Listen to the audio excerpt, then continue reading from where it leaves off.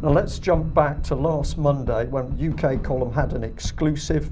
Whistleblower at pretty high level in Westminster had told us that the whole thing about lockdown is that the government did not want to release lockdown because whilst the population are locked up, it gave the government the opportunity to repurpose government. So it was an extraordinary, lockdown was seen as an extraordinary opportunity not to reopen 50 to 60% of what each company does. And then it said, so why reopen schools, care homes, coal-fired power stations? Don't reopen any of them. They are garbage. They're yesterday's technology. They're polluting. They're toxic. They're badly organised. You don't reopen them. And the individual went on to say that if huge amounts of money was to be brought to bear, £240 billion, increasing debt by 7 times, it was pointless reopening all the old stuff. Now was the time to, quote, reinvent society. So this person who was able to talk at very high level with very senior members of the civil service and the government said the government did not want to reopen the country because while the country was locked down, this whole reinvention, repurposing, transformation policy of government could go ahead at speed. And of course, a major part of it was introducing AI right the way across the civil service, which is going to result in thousands of job losses. And that is going to be mirrored out across industry, schools, hospitals, and such like. So the government does not want to lift the lockdown. And what we're seeing, Mike, is the delay. So let's come back to this one. We use this as our headline for giving our exclusive last Monday, but we're going to now say that Boris Johnson is coercing the UK public to accept COVID-19 house arrest, because that's what it is. It isn't lockdown. We're locked up in our houses, and if you're elderly, you're going to be locked up in your house for many months to come. Now, the coercing is not UK column words, as you'll see in a minute, but just so that we know what coercion is, it's the practice of forcing another party to act in a, quote, involuntary manner by use of threats or force. Now let's take our minds back to this diagram which UK Column produced, showing that Bill Gates was absolutely central to every single piece of policy around COVID lockdown and the desire to get those vaccines in. And you've just shown, Mike, that they are still after getting Bill Gates vaccines to everybody in the country before we're free. But this is the bit we need to concentrate on, the Scientific Advisory Group for Emergency, SAGE. And what have we got to report? Well, we were given 2 days ago an internal document from SAGE, and let's have a look at what it is talking about. It's dated the 26th of March 2020. The headline is Options for Increasing Adherence to Social Distancing Measures. Question to be addressed: what are the options for increasing that adherence? The paper addresses 2 distancing measures: general social distancing by everyone and shielding vulnerable people for at least 12 weeks. So there's part of your answer, Mike. It's clearly known inside SAGE that they're not going to let elderly people out of their homes. And this is the note at the end of the document so that people know we're dealing in factual documents here. This paper was prepared by SAGE's Behavioural Science Subgroup, SPI-B, for discussion at SAGE 18 on the 23rd of March. Now, we've taken some damning excerpts out of this document, but it's real, and my goodness, this is so dangerous. So here's the government talking about persuasion, perceived threat. A substantial number of people do not feel sufficiently personally threatened. It could be that they're reassured with the low death rate in their demographic group, although levels of concern may be rising. And what does it go on to say there in bold? The perceived level of personal threat needs to be, quote, increased amongst those who are complacent, using hard-hitting emotional messaging. to be effective, this must also empower people by making clear the actions they can take to reduce the threat. Now, that last statement, Mike, is not about the actions they can take. It's the actions the government wants them to take, and the reason it is saying it's going to make people more fearful in order to get this agenda across. But I'm struggling to see how this is not a direct psychological attack on everybody in this country. It is, Mike. It is a direct psychological attack. And if you look at the number of charities and organizations saying that we've got an increasing mental health problem in this country, people are stressed, people are, some of them in suicidal position. This is the British government using applied behavioural psychology inside the COVID science group to make people frightened so that it can put its agenda in place. When we get to the end of this document, you're not going to believe what it says. But let's move on. So here we've got part of a table which appears at the end of the document. It's called APEASE. That comes from the title of the columns: acceptability, practicability, effectiveness, affordability, spillover effects, and equity. And I'll say to David, I'll come to you on equity in just a moment.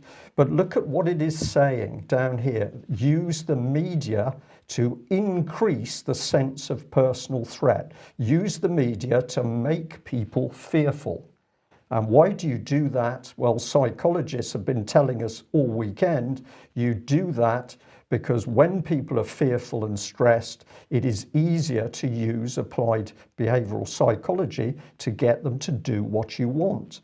It even admits that this could be harmful, but of course it only describes it as a spillover effect. This is a bit like talking about collateral damage instead of saying thousands of people, innocent people killed in a war. This is a very callous document. David, equity we had a little discussion on, because when we look at this excerpt from the SAGE behavioural document, there's no humanity in it, there's no compassion. There is nothing to do with people being concerned about other people who are sick. But what does equity mean, do you think? Well, it's a very good question, because it could mean one of two things. It could mean some sort of impartiality or fairness. That's something that you would think the government would call fairness, because they love that word. It usually comes before they pick your pocket. But the other definition, the legal one, is of course a body of law that falls outside the common law.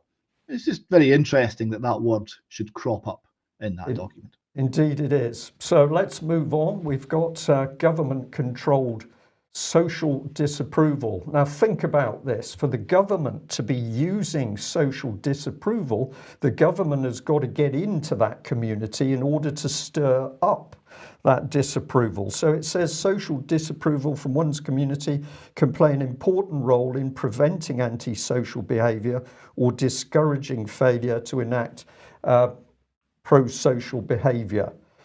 Consideration should also be given to the use of social disapproval, but with a strong caveat around unwanted negative consequences. So they're recognizing here that if you go in and stir up one part of a community against another part, what can you have? You can have brutality. You can have people attacked in the streets because they've dared to give the wrong response to another member of the public. And it goes on, government-controlled enablement. And so what have we got here? Community resourcing. People are being asked to give up valued activities and access to resources for an extended period. They need to be compensated.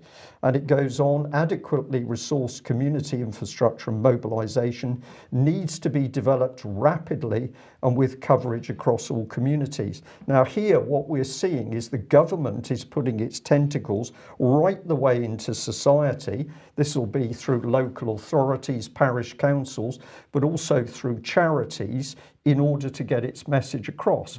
So we get a note through our door from a local charity thinking it's their opinion. No, this has come from the government. And if we come back to the APEASE template here, I can't give you them all because we simply don't have time, but this is the social distancing evaluation grid. And I'm looking at the options on the left-hand side. And what do we see? We see this: use the media to increase the sense of personal threat. Use the media to increase the sense of responsibility of others. Use the media to promote positive messaging around actions. Tailor the messaging and use and promote social approval for desired behaviours. This is like something out of communist China.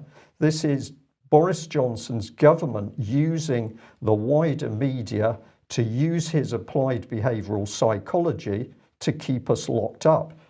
I can't express how dangerous it is, Mike. When we got this document, it was unbelievable. We know there are more, and we're hopeful we're going to get some more of those documents. Now, this is the methodology, and what does the Spy B team have to say? They have to say this: this report was drafted by 2 members of the Spy B panel, and 9 further members commented, following which the report was revised. Well, okay. But here's a caveat that also sits close to that comment. Caveat: much of the evidence that's been drawn on is very recent and has, quote, not been subject to peer review.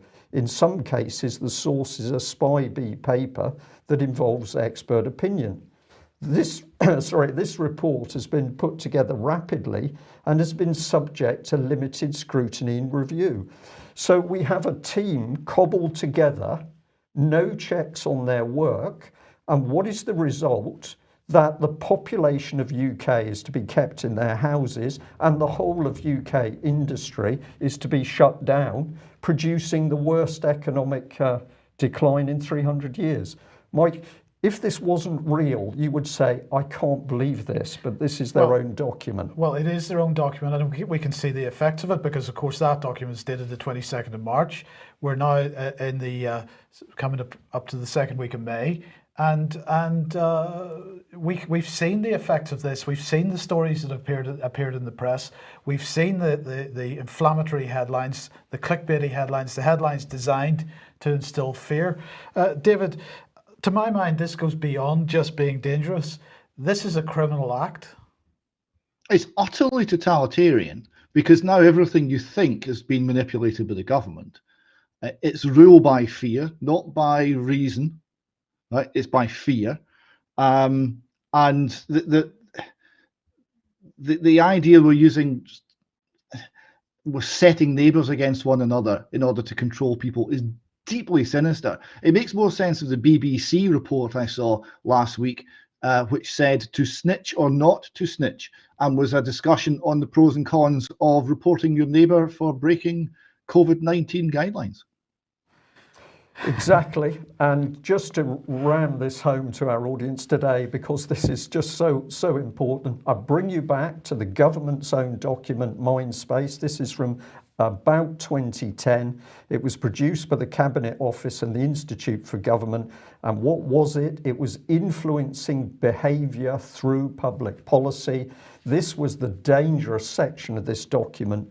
That means that citizens may not, quote, fully realise that their behaviour is being changed, or at least how it is being changed. Clearly, this opens up the government to charges of manipulation, and that is exactly the charge that UK Column is going to put to Boris Johnson's Conservative government today. The government is maliciously manipulating public fear and behaviour in order to get through its political agenda. This was the warning we started to put out in 2013, the Express talking about the so-called nudge unit. This is the behavioural insights team that was producing this stuff.